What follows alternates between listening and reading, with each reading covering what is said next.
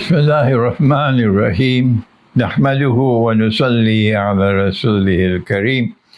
We greet you with Assalamu alaikum wa rahmatullahi wa barakatuh from my sitting room here in my home in the Caribbean island of Trinidad.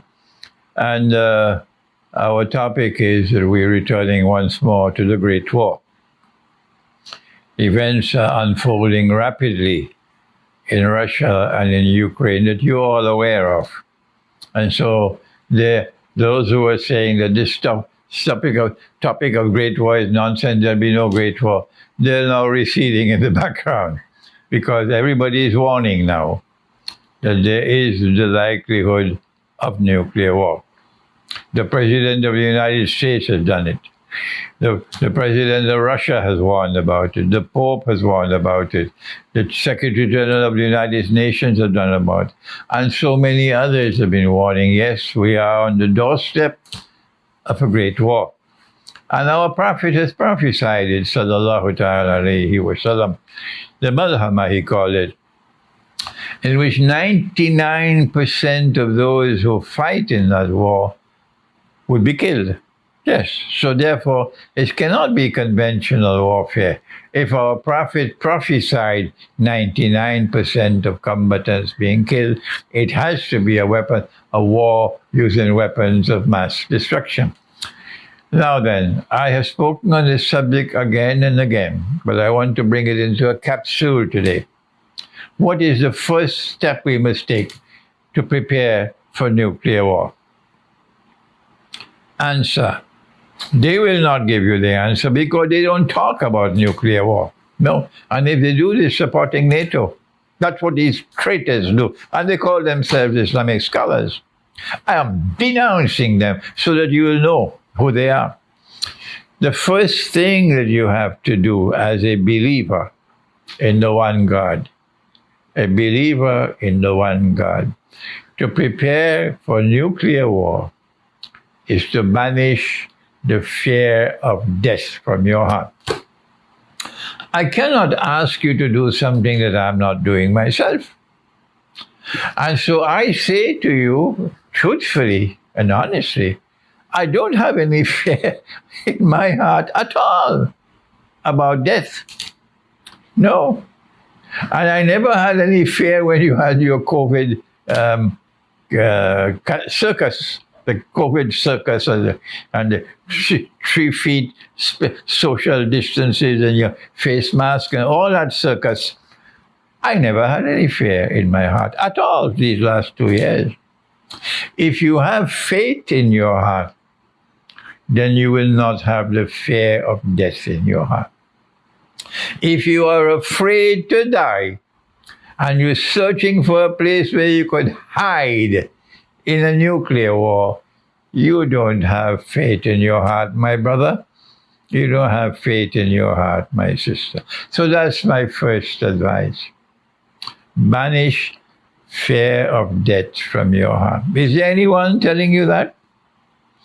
The second way to prepare, as people who follow Prophet Muhammad ﷺ.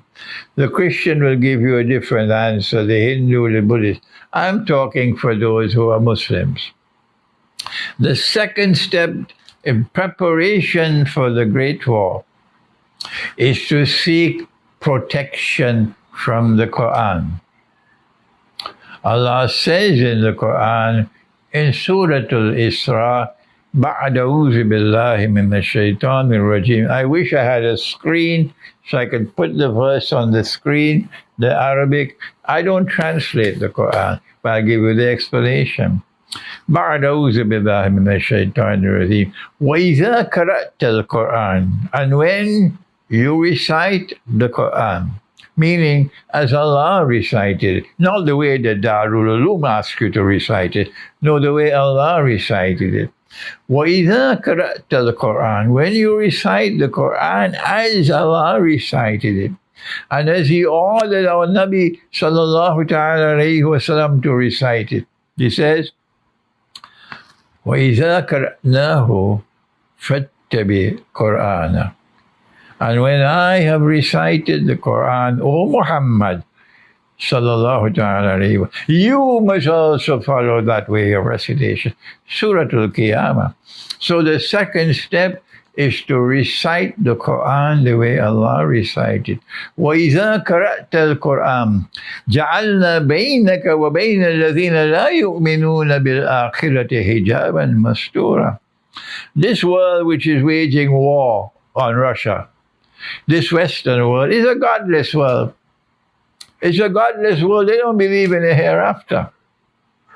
And Allah says, if you recite the Quran, we will protect you, put between you and that godless world who does not believe in the hereafter. We will place a hijab which will cover you. What more do you want? When will you start reciting the Quran? How many years now I've been asking you to recite the Quran? MashaAllah. I get so many emails from different parts of the world. Sheikh, I am reciting the Quran the way you taught us in your book, The Quran and the Moon. And I complete the whole Quran every month with the correct ajza. And Sheikh, it has changed my life. I'm getting the emails all the time. So when will you wake up? There are those of you who are close to me. And I love you. And yet you will not recite the Quran. What more can I do? When Allah calls me away, I warn you, don't ever say that you are my student. No. You bury me, you make a dua for me and get back on the battlefield. I don't want people praising me. You are my student only if you are reciting the Quran every day. The best time is in the morning. And you are completing the recitation of the whole Quran every lunar month. And this is the second way to prepare yourself for the Great War. The third preparation for the Great War is you better find a good guide to guide you. There are bogus scholars out there, bogus, who gives you a version of Islam that the Western world doesn't feel any threat at all. It's like a Sunday lunch for them, that version of Islam that comes from these scholars. But if you follow the version of Islam that comes from someone who follows Khidr alayhi salam, someone who turns to the Quran to guide and to teach the people the reality of the world today, the Western world will hate you and despise you. So look for a scholar of integrity. Look for a scholar who can throw light on the world today.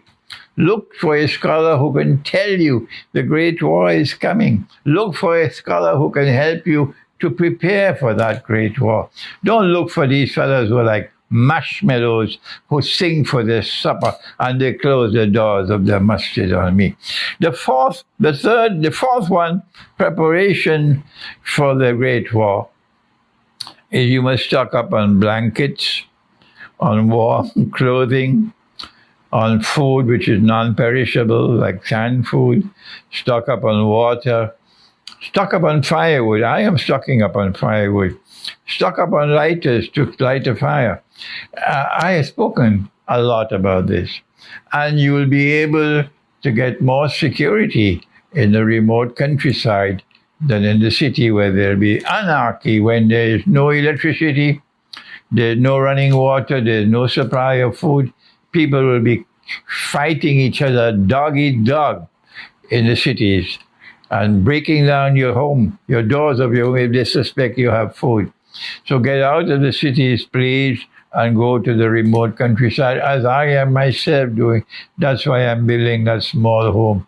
It's just 100 yards away from the beach, the remote countryside of Trinidad, and I can get fish to eat.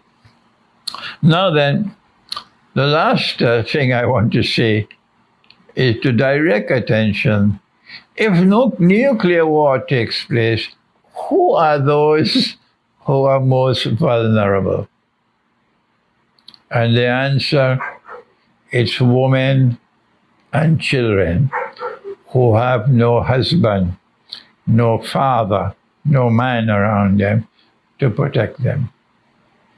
So in the same way that I've always advised, when we have a large gathering, if any event takes place that causes panic, every single man who is present must now become the protector of every woman who is present.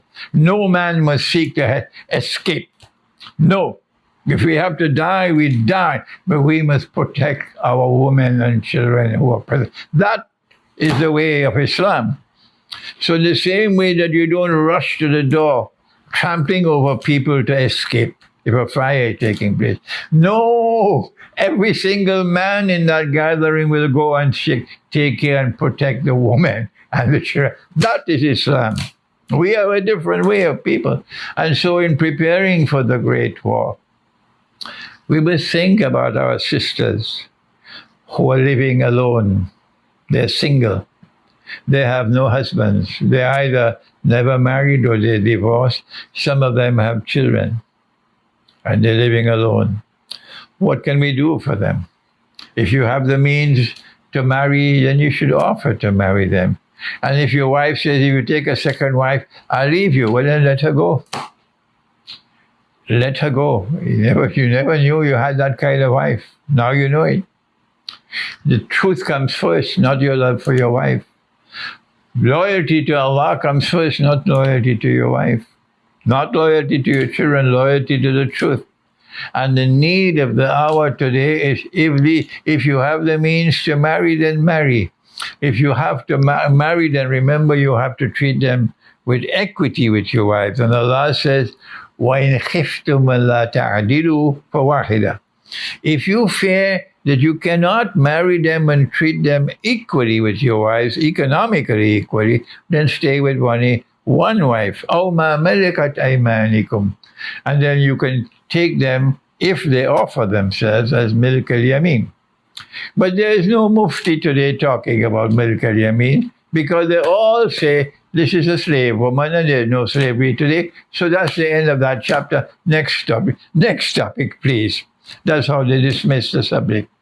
But if you have a milk al-yamin and you're taking care of her and you're providing food and clothing and shelter and protection for her, mashallah, what a house for you in Jannah. But if you have sexual relations with her, then you run the risk that they will say you're committing zina. So I have suggested, if you fear that, then you must make a nikah with her. Then what else can we do for our sisters? This is the most important part here. If you can bring a number of such women together, and those who have children, and put them in a big house or in a complex where they can live together and support each other. And they might be able to even meet some means of livelihood. But you are doing it. You are providing for them if you have the means. The wives of the Prophet ﷺ lived in huts. They were comfortable living in huts. So if you can do that and you bring a number of women, they're not your wives, they're not your milk al-yamin, but you are bringing them together and providing them with the security of living together rather than living alone. And ensuring they have a place to sleep, ensuring they have food to eat, and most of all, they are protected. This is the last thing I want to speak about. That these women also, in the chaos which has followed the Great War, remember what happened in Syria, the amount of zina taking place, the slavery, enslavement of women in Syria, and they call that Salafi Islam.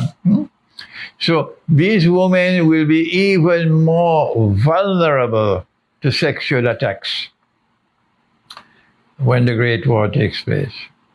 And remember what happens when you commit zina. I have said it many times. Dajjal wants to encourage zina, because when you commit zina, which is adultery and fornication. Sexual relations, meaning sexual intercourse, without the legal framework of marriage, or medically, I mean. Then what happens is that all the nur in your heart is gone, and you are inside, you have only darkness. And when you have only darkness inside, you can't understand the Dajjal. Every tune that the Dajjal plays, you will dance to it the way they dance 3 feet apart in Salat. On all of these masajid, they were praying 3 feet apart and with their face mask. Like Dajjal's tune, they were dancing to it. Deaf, dumb, and blind.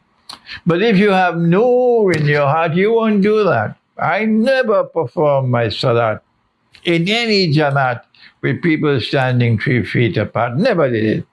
And I never perform my salat with a face mask. Never. No, I prefer to pray at home than to go and join that circus. So, if you are able to bring these women together and provide them with some security, and provide them with the means whereby they have food to eat, they have clothing, and they live together to keep the company each other, these women will be safe from that zina out there. Think about our sisters. Think about the sexual predatory who is going to attack them when the Great War takes place. They'll be vulnerable. Think about their vulnerability, our sisters and their children, and act now before the Great War takes place, if Allah gives you the means, to protect our sisters. Thank you. Wassalamu alaikum wa rahmatullahi wa barakatuh.